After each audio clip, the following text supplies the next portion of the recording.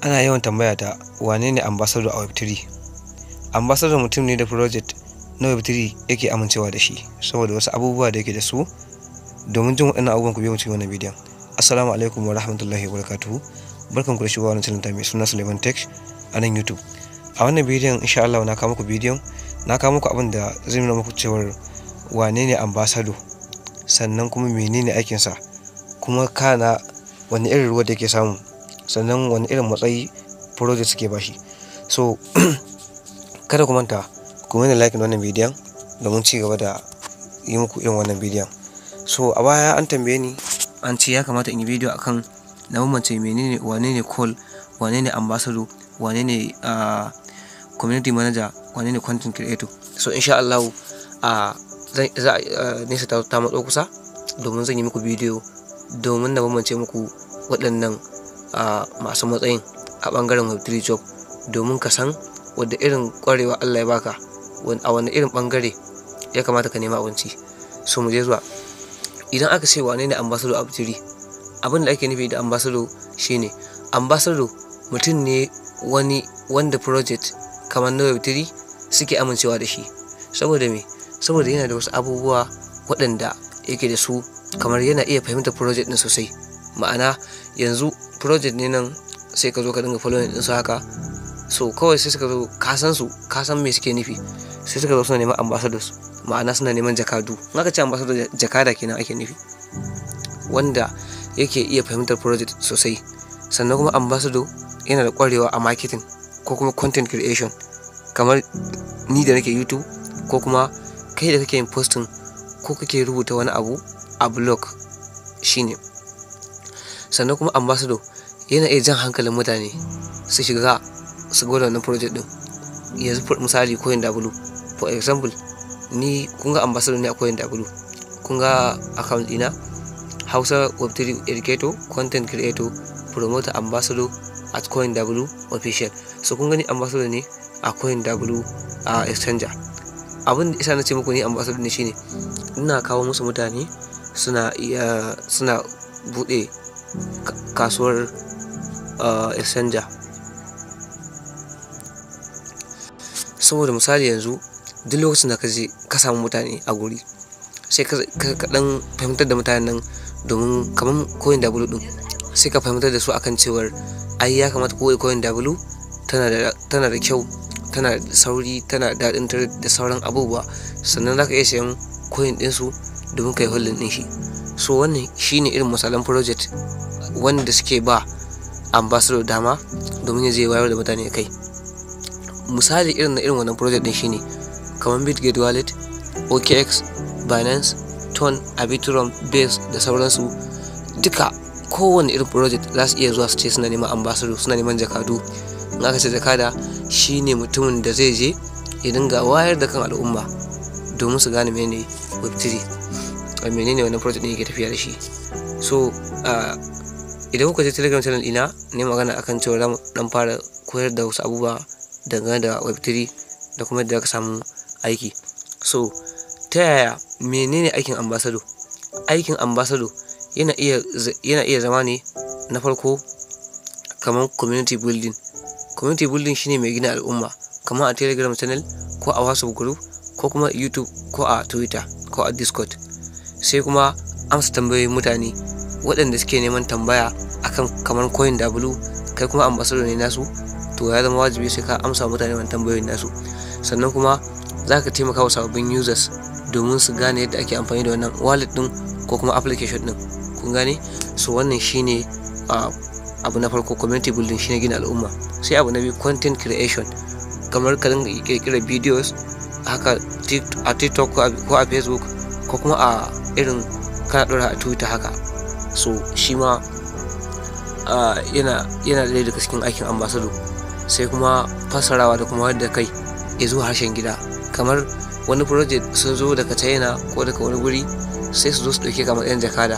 To sun ɗauke ka fa domin ka je ka dinga wayar da al'umma ka na Hausa, kana wayar musu da kai akan wannan, kana nuna musu kyan wannan project din da kuma tsarinsa da yadda ya kamata a ce sun shiga. Sai abu na gaba shine event promotion, kamar taimakawa wajen on-chain campaign, kamar misali wannan da kuke gani na CoinW. kun ga wannan token din mai suna PAYAI, wanda suka ce is now live with PAI network. So kun ga me shi kansa PAI network din ai project ne. So ko yanzu suka ce suna neman ambassador, zaka je ka cike, dama ce a gare ka domin ka zama ambassador din su misali. So sai CoinW suke irin kai trade na wannan coin na wannan token din, za su zaɓi mutum 10 su ba su kyautar dala 25 a kowanne daga cikin su. So wannan shine sai abu na biyu shine kamar ya haɗa link na project din da kuma irin new feature da suke kawowa, kamar wannan project din su baka wani link da zaka yada don mutane su bude ko kuma su shigo. Sai abu na 4 shine na ƙarshe a cikin ayyukan ambassador shine reporting da kuma feedback, kamar tura ra'ayoyin users ga project. Ma'ana kai ne ka zo ka yi posting, sai users din da suke bibiyar ka akan wannan project din sai su dinga tambaya akan kaza, ko suna kawo na korafi ko kuma suna kawo na ra'ayi wanda ya kamata project su yi. So kai dama ce gare ka domin ka tura wa project wannan aikin. Ta haka ne project za su ganka a matsayin wakili ne na gari, kuma har za su iya ƙara maka matsayi ma. Sannan kuma sai bayar da rahoton ayyuka a kowane wata ko mako, kamar CoinW akwai inda bayan ka je ka yi posting ɗinsu za ka kwafi wannan link da screenshot na wannan posting ɗin da kai da UID ɗinka na CoinW ka je ka shigar domin domin su gane cewar suna bibiyar ka, domin su gane kana aiki. So amma ka zo kana aiki ba tare da ka je kana submitting na tax ɗinka ba, so kamar kana yin aikin banza ne haka. So me suke biya a ɓangaren ambassador? A ɓangaren ambassador za ka iya samun kuɗaɗe da yawa. Kamar misali, ambassadors suna samun lada ta hanyoyi da dama. Hanya ta farko da ambassador yake samun kuɗi shine crypto reward. Kamar ana biyan su ambassadors ɗin jakadun kenan, ana biyan su da tokens na project ɗin. A misali yanzu CoinW za su iya biyan ka da wannan coin ɗin nasu na CWT, kamar BGB, ARB na Arbitrum, Ton USDT da sauransu. Ana iya biyan mutum da waɗannan abubuwan.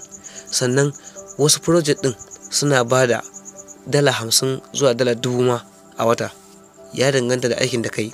Sannan kuma note a nan gurin ambassador kar ka zo kanka ka ce ai wannan project ba za su yi abin arziki ba, a'a ai kaza.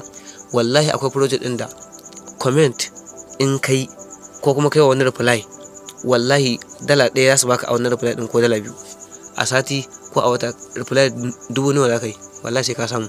So wannan shine. Sai abu na biyu shine bonus da kuma airdrops. Ana iya baka airdrop na musamman kai a matsayin ka na ambassador, project ya baka airdrop. Kamar ni a matsayin na ambassador na CoinW za su iya bani irin kamar airdrop haka na musamman, wanda ba wai sai na je na yi participate na wani abu ba saboda ne musu aiki.